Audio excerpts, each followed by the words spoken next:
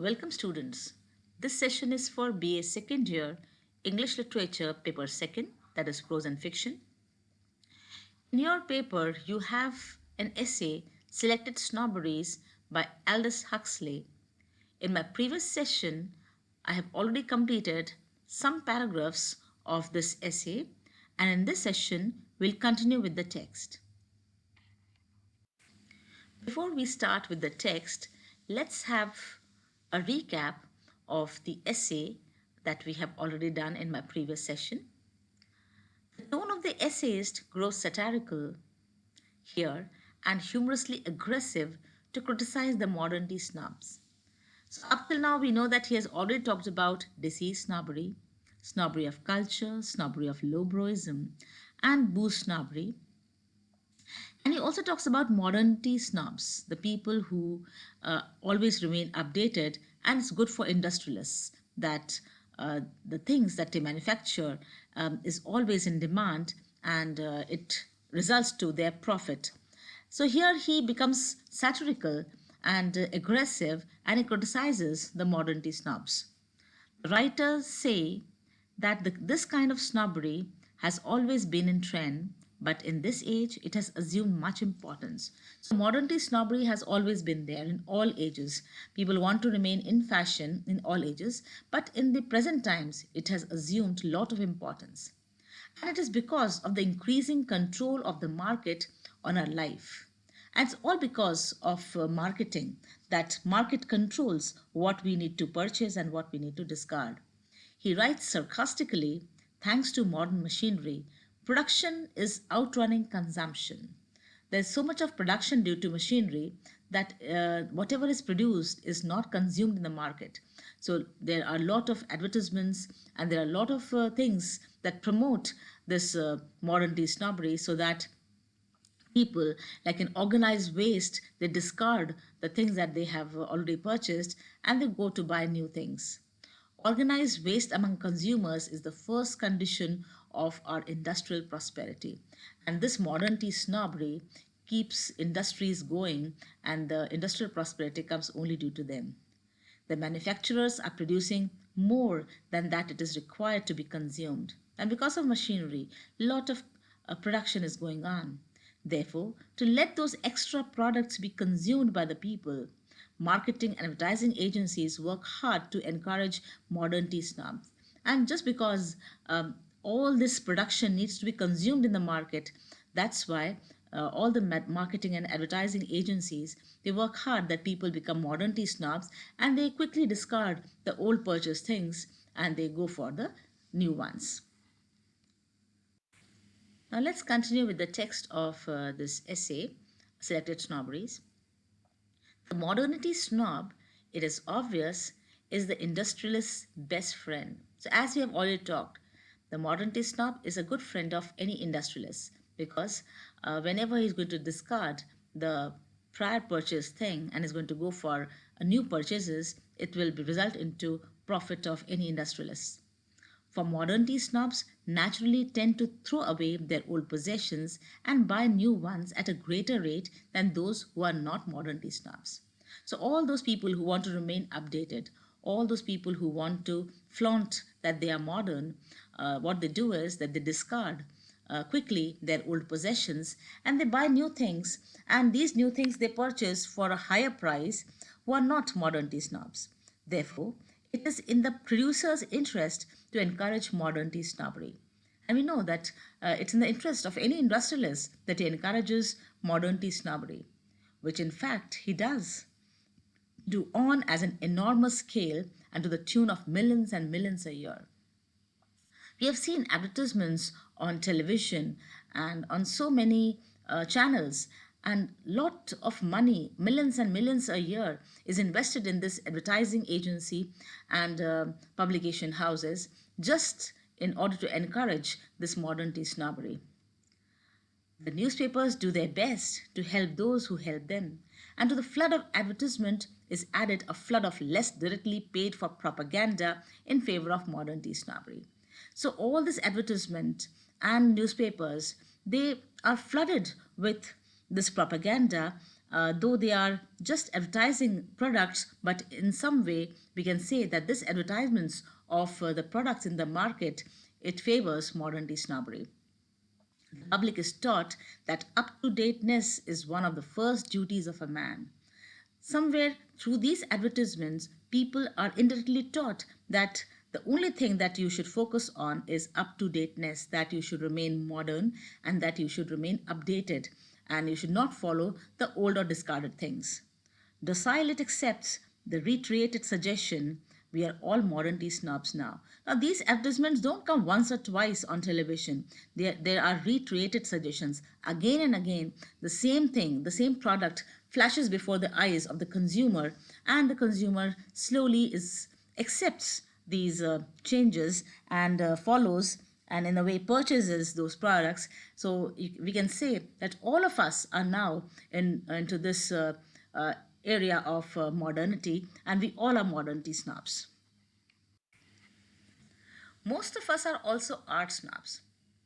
So after modernity snobbery, he talks about art snobs. There are two varieties of art snobbery, the Platonic and the unplatonic. He gives two varieties of art snobbery, the Platonic one and the unplatonic one.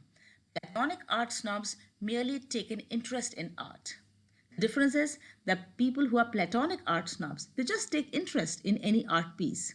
Unplatonic art snobs go further and actually buy art. So there are two types of people, one who appreciate art and the second one who actually buy art. Platonic art snobbery is a branch of culture snobbery. People who are interested in culture, people who are interested in following tradition, they have love for all these ethnic things. So Platonic art snobbery is a branch of culture snobbery. So they have a taste for a particular art. Unplatonic art snobbery is a hybrid or mule. He says unplatonic art snobbery is somewhere in between. It's a mule. It's an in-between variety, for it is simultaneously a subspecies of culture snobbery and a possession snobbery. Because people who just go, who appreciate art and finally result in purchasing that art, somewhere you can say that they are subspecies, they're somewhere in between of culture snobbery and possession snobbery because they go to the extent of purchasing it and keeping it to themselves.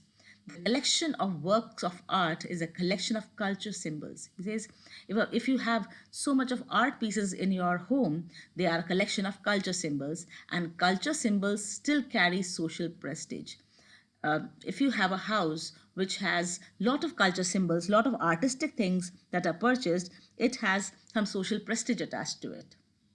It is also a collection of wealth symbols because everyone knows that these artistic pieces, they cost too much, and if somebody has quite a number of artistic things at his home, they are symbols of wealth also. This means that the person has the potential of purchasing costly art things. For an art collection can represent money more effectively than a whole fleet of motor cars. If you have a whole fleet of motor cars, one cannot be seen as rich. If a person has a lot of art symbols in the house, is considered as more rich, and it represents somebody's wealth more effectively than the whole fleet of cars. The value of art snobbery to living artists is considerable.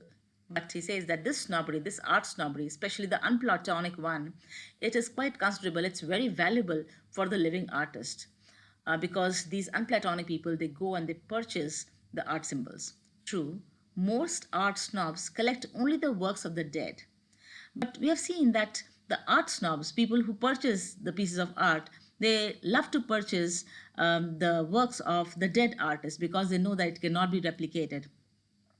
For an old master is both a safer investment and holier culture symbol than of a living master because they think that if they purchase any art created by a dead artist, it is safe and because it cannot be replicated and it's much more holier and much more effective than an art piece by a living master.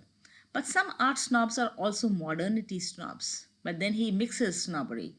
Huxley says that some art snobs are also modernity snobs, so they keep the updated art symbols in their houses. There are enough of them, with a few eccentrics who like the work of art for their own sake, to provide living artists with a means of subsistence. He says that there are some people who are very odd in their behavior because they love art for the sake of art, and they purchase the art of the living artist because they just want that the living artist should also earn some money. So they have this feeling of giving them some sort of a livelihood. That's why they purchase these art pieces of the living artists, and they give to just to provide them the means of subsistence so that they earn some sort of a living out of it. Welcome, students. This session is for BA second year English Literature paper second, that is prose and fiction. In your paper, you have an essay, Selected Snobberies by Aldous Huxley. In my previous session, I have already completed some paragraphs of this essay, and in this session, we'll continue with the text.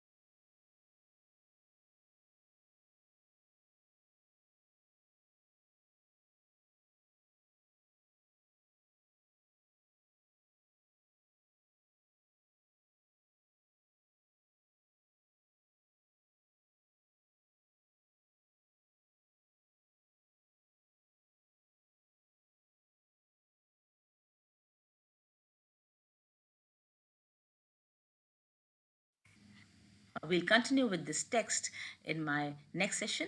Thanks for now.